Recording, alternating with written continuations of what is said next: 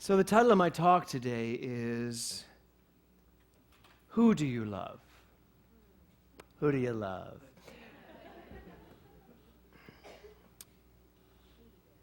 So as everyone knows, I've turned 60 this week. And sexy 60, thank you. And Dana, thank you. I'm starting to see all the signs you put in here. Just beautiful. There's all these little signs in here that she has. It's the start of a new journey. Love only, forgive everything. It's just beautiful. And when I put this talk together, who do you love? When I started this talk, it was before what happened last night happened. And so I'm going to start with, who do you love? And I want you to answer that question right now. I want you to just think about it for a second. Who do you love?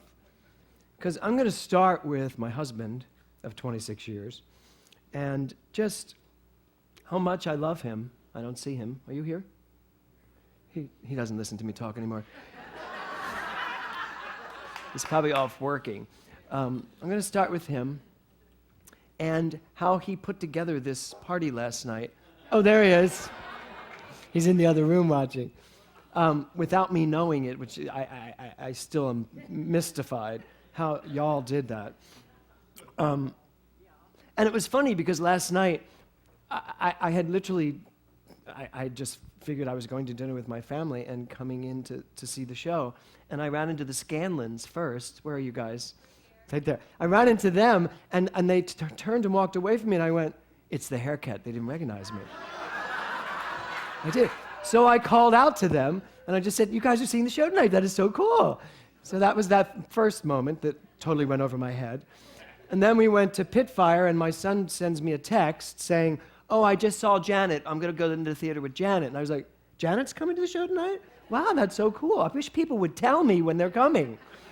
And then we come back over here and we go into Starbucks. And there is Jeffrey and Brooks sitting in the window. I mean, sitting there, but I didn't see them. And something was weird. I kept feeling this weird energy from Kevin and the kids. I'm like, they're very weird. They're having these weird conversations about nothing. And suddenly I turned around and there they were. So clearly they were trying to keep me engaged, not to see them. But then they had said they were coming to the show. I was like, I didn't know it was tonight. And then I get here, and there's this long line to get in, filled with people I knew. But still, I see my friend Chuck. Is Chuck here? I see Chuck, and Chuck, I'm like, Chuck, you already saw it. He goes, I know, I said I wanted to see it again. And I brought all my friends, who happened to be my friends. I was like, oh, that is really cool. And then I saw John and Oscar, and I went, well, Oscar couldn't make it to the opening, so maybe, it's still over my head. I go in, literally, I'm still like, this is the weirdest night of my life. So I walk in, and I see a few people, but then I just thought, I'm going to go sit down. It's 5 of 8. And I opened the door, and I thought the theater would be half empty because it seemed like half of them were still out there. And the theater was packed with most of you. And I saw Suzanne Benoit first staring at me and smiling. And I was like, hi. And then everybody yelled surprise, and I literally thought I was going to have a heart attack. I did. I was like, oh, my God.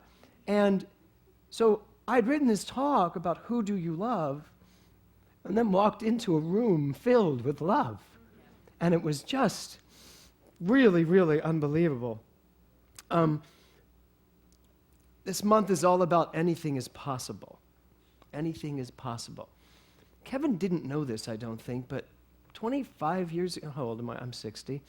When I was 26, I had just starred in a show. Those of you who don't know, I used to do Broadway. Thank you, Doug. How long was that? About 8 minutes? Good, okay, good. I was up for a very big part, and it was not in a musical, it was in a play. And I would get to play opposite Jack Lemmon in a play called Tribute. And got down to about 3 of us, I think, and Jack was on the stage, and they would bring the actor in, we'd do a couple scenes with Jack, and walk off, and then we'd be called back. It was a very trying audition, because I was brilliant in the wings. And the minute I had to walk on stage and look at Jack Lemmon and pretend to be his son, I literally would go tongue-tied. I mean, the lines wouldn't come out, and yet they kept me. They kept keeping me because they saw something in me that I couldn't even see at that moment because I'd given away who I saw in me, except when I was in the wings. And I was so clear who I was in the wings, and it's like, this is my part, this is my part. But what was fascinating about that show is that there's a moment in that show, Jack Lemmon is dying of cancer, and there's a moment in that show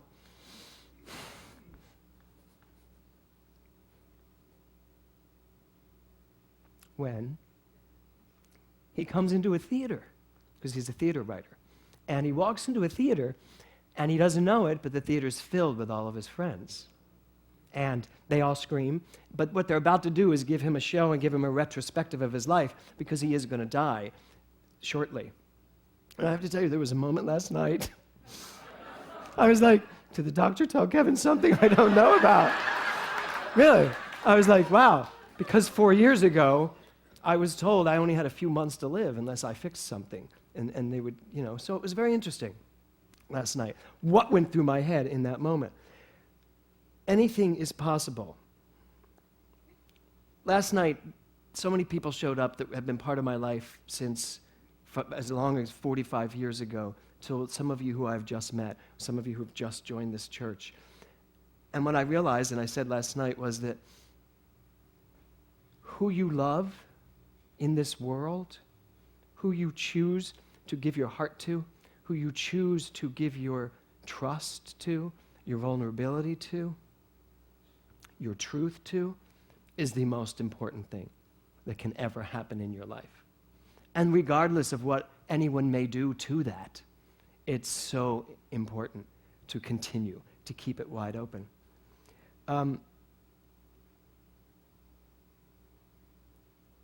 Two of the things that are the most beautiful things that I have ever created in my life are sitting on these stairs right now, Will and Nora. And when I think about what it was like bringing children into the world, and then how life changed. Why did it change? Because love changed. Suddenly, unconditional love had a face, had real faces. And that's what happens when you give your heart, and you give your heart so freely. So in the song, Jamie's song, You Can't Help Who You Love, it's very interesting, those lyrics. You can't help who you love, meaning that it just happens. You love who you love because it just happens. How many of you have just happened into love? Not into sex, just love. They're two very different questions. How many of you have just, suddenly, all of a sudden, it's like, oh my God, I love this person, and I don't even know why. In fact, there are real good reasons why not to. And yet, I love this person. But you know what? Here's the deal. When it comes from its most pure state, then that statement becomes a spiritual truth. And I'm going to change one little word of your song, Jamie, just for this, which is, you can't help that you love. You cannot help that you love. Love seeks love in all shapes and sizes. When it finds you, it mesmerizes. What a great lyric, Jamie. When it finds you, it mesmerizes. So this whole month has been anything can happen because everything can happen. Anything can happen because everything can happen. Everything can happen because love is always happening. No matter where you go, no matter who you're with, no matter what you're experiencing, no matter what challenge may present itself, love is happening. And that's why everything is possible. And when I went through this song and listened to it, so many times I've gotten to listen to it, I got it. I really got it. This month has been an amazing month for me, and I have been faced with a lot of stuff. And every time something came up, I pulled out, anything can happen in this. Anything can happen. And as soon as I pulled out, anything can happen, because everything can happen, everything happened. And it all worked out. So I'm going to give you one example, which was yesterday. Yesterday I did a wedding, and it was a beautiful wedding up into Topanga Canyon. And at first Kevin said, don't do the wedding. We're going to try to do something for your birthday that night. Just have dinner with the family. I said, well, it's in the afternoon. It'll be fine. So I did the wedding. I went to the wedding, and it was a 3:30 wedding, but the wedding didn't start till 4. There was 150 people at this wedding in a gorgeous, gorgeous garden out in the woods. It was just beautiful. And I parked my car in what looked like a really easy place to get out of. And so I walked away and did the wedding, and the parking spot was 10 minutes away from where the wedding was. So the wedding was over, and I said my goodbyes and said, have a beautiful wedding, and I left. So 10 minutes, I get to my car. Not only is it not an easy spot to get out of, but there are 20 cars back behind me packing me in. Now, this wedding's going to go till like 9 or 10 o'clock, and of course, I didn't know what was happening here. So my first thought was, I'll just call Kevin and tell him I'm going to stay for the reception, and I'll come back and have dinner with you guys like after the show. Could you have imagined if I called you and said that? But instead, I said to myself, wait, it's anything is possible month. There is a way for me to get out of this parking lot. And I am looking everywhere, and my mind's going, no, there's not. No, there's not. There's absolutely nothing. There's no way to get out of this parking lot. No way. There's nothing. You're going to have to go down there, make an announcement, and have the wedding break up, find the 30 people's cars, and have them all moved, which I would not have done to a wedding. And then all of a sudden, it was like Moses in the Red Sea. Because, of course, we all come from that tradition originally. So I'm standing there, and I see this tree that has fallen. And this tree is a big tree, and it's fallen, and it's laying across what looks like what was a parking space, but no one took it because there was a fallen tree. And think about this. That tree had to fall in order for me to do what I did. Think about how the universe always conspires for your highest good, even before you need it. So, I don't carry shears and stuff with me in my car. Bonnie, where were you when I needed you? Like Bonnie carries shears in her car. So I go over to the tree and I start pulling branches until I can get the tree down to a fairly good trunk. I back my car, and Kevin knows I'm a great parker, and I can get my car finally there, and I look and I go, I can get over this tree, zigzag around the trees in the forest, and go up the hill and land on the freeway. I am not kidding. You can't write this stuff. And then I'm looking around going, please, dear God, don't let anyone from the wedding see the minister trying to climb up a hill in his very dirty Jeep. Not even a Jeep, it's his SUV. Jeep was my butch thought for it. So I get in the car, and I think, this is going to work. I just zoom it. I gas it, whatever. I went fast. And I went right over the tree. And I was like, oh my God, this is working. And now I'm zigzagging around the trees, and I'm thinking, this is like a Marlboro commercial or something. It was like, and I'm going around, and then I get to the bottom of this, and the hill wasn't that steep. It's not like I went up it. But it was steep enough that I didn't know if my car was going to make it. So I just went, just do it. Do it now. Do it now. And I just went up, and it just went boom, right onto the freeway, and I was out. Can you even imagine? So, no applause, it was just natural. And then I was driving along my way, and I got home at like 5:30, I think, 5:45. And I was trying to tell them the car, but when I got home, there was this little tree branch that was sticking out of the hood of the car, just to remind me where I came from. And I got out of the car, and I'm trying to tell Kevin, and I'm trying to tell them, they're like, that's great, get dressed. So, what a great thing to have happen at the end of Anything is Possible month. And frankly, because that happened, my mind got taken totally away from what are the kids going to do for me for my birthday tonight. And that's why my mind was so not present to run into all of you last night as I'm coming into the theater. It was so not present, I just wanted to get into a seat and watch the show, having been through that harried experience. And then this happened, and I was like, oh my God. The universe always, always, always, I get emotional, has my back everywhere I go, if I'm willing to remember who I am and that anything is possible, because everything is possible. So last week I asked you all to ask yourself, I am at my best when? How many of you thought about that this week? And what were the rest of you doing? Planning for my party. Yeah, that works. I am at my best when. That has informed my entire week. And I got to tell you, I am at my best when mostly what came up was when I'm not at my best. That's what came up. I would say to myself, I am at my best when, and what would pop up is, well, not then, and not now, and you're certainly not at your best when you do this, and you're certainly not at your best when you're impatient, and you're not at your best when you get angry, and you're not at your best when you go hungry because you haven't remembered to eat. You're not at your best when you don't make it to the gym when you know you love to. You're not at your best, blah, blah, blah, blah, blah, blah, blah. But the real question was, I am at my best when? And I have the answer for you today.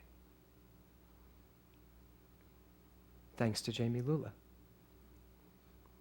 I am at my best when I love. And I would wager to say that you are at your best